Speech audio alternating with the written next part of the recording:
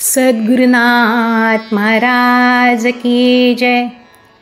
श्री गुरुगीता हा गुरुभक्ती योगाचा मंत्रराज आहे.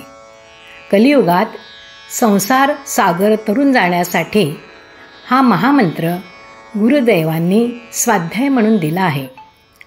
श्री गुरुगीतेतील संस्कृत श्लोकांचा अर्थ महायोगी स्वामी उमानंद सरस्वती यांच्या श्री गुरुगीता अर्थेश्वरी ह्या विवेचनाच्या आधारे आपण जाणून घेत आहोत. आजचा श्लोक आहे 46.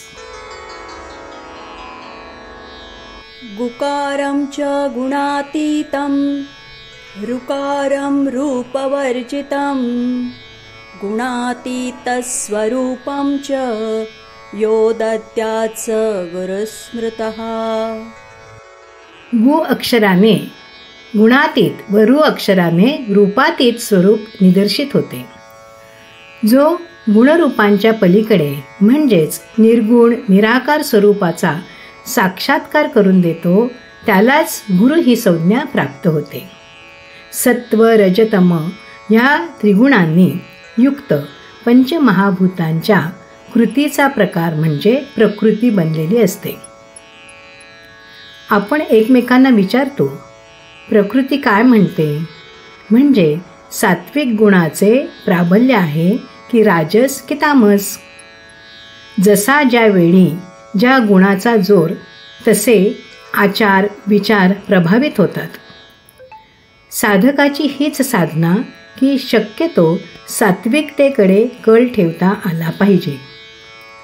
राजस व तामस गुणांना वरचढ होऊ द्यायचे नाही.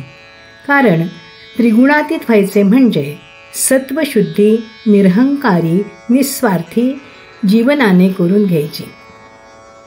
तसेच परमेश्वर रूपातीतही आहे. आकार आकृती जेथे तेथे मर्यादा पडलेली असते.